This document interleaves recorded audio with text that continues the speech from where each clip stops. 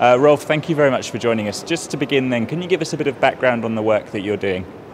Yeah, I'm a CARE Denmark program coordinator, and I coordinate an adaptation learning program for Africa, which is working in Ghana, Niger, Mozambique and Kenya, on piloting community-based approaches to adaptation, different models, different approaches in different countries. That's one of the lessons we've learned so far. We're sort of halfway through almost. That really we need to adapt our approaches to the context and situation, and issues like gender, which are very key to care. It's not the same everywhere. I mean, you have some commonalities, but obviously you need to design your instruments and tools to do things the right way in the proper context. And that's a challenge, and that's something we're used to developing these models and tend to implement tools and models in a fairly uniform way, but that is not working in CBA. And I should add that ALP, the Adaptation Learning Program, is also about scaling up. It works, it's quite ambitious. It works from the local government level, mainstreaming with civil society organizations as well, also at the national level, also at the regional level, and even global advocacy. So we send people to COP meetings and try to promote these messages of using community-based adaptation and taking the most vulnerable groups into account when doing planning. And can you just sketch what your programs look like in these various countries? What does community-based adaptation look like on the ground? Well, it looks differently, as I said. Let's take the example of Niger. We work in pastoral areas, dry areas, and it's a lot about looking into the community systems that used to support people and how they might be reinvigorated. So it's a lot of social work in a sense. There are also technical solutions. When people talk about CBA, sometimes it turns into a technical discussion. What kind of water harvesting or what kind of agriculture can you do? Well, it's also that.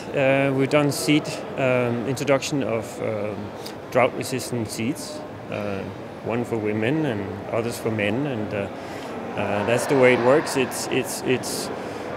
And I'm not into the technical details, but it is giving good results in itself. But really for us, I think, not just in Niger, the key or the lesson that we're learning is that CBA is not about these technical fixes. It's more about the process. It's about setting up processes where communities are truly enabled and empowered, and particularly those groups within communities that need to be heard in order for development to be fair and sustainable. To set up this process in a very long-term perspective so that they're actually able to adapt to climate change in the future. Also, and especially after we're gone. So sustainability for us would be if we achieve communities that are enabled to access information about climate change, to take it into account in their own planning, and work with local governments and actually be heard by local governments so that local governments invest in their priority actions. And that's what it should look like. We're not quite there yet, but we're working towards it. And just finally then, I want to ask about your experience at this conference. What have you been able to glean whilst here, and what's your impressions been over the last day? Well, it's quite amazing actually. It's my first CBA, and I'm really amazed by the wealth of knowledge and also the breadth of it, the scope of it.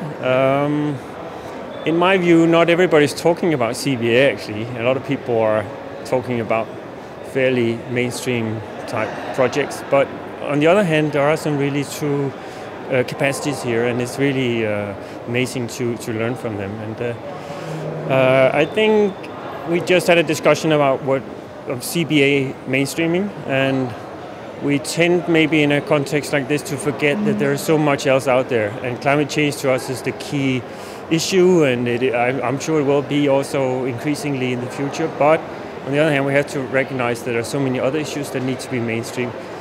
And I think a lesson for me so far is that CBA mainstreaming is probably two things. It's working with development planning to become more participatory in general, across the board, and do all these nice things of involving poor and vulnerable groups, etc. And then mainstreaming adaptation into that, and being aware and open to many other issues that need to be mainstreamed. Rolf, thanks very much for speaking to us. Thank you. Pleasure.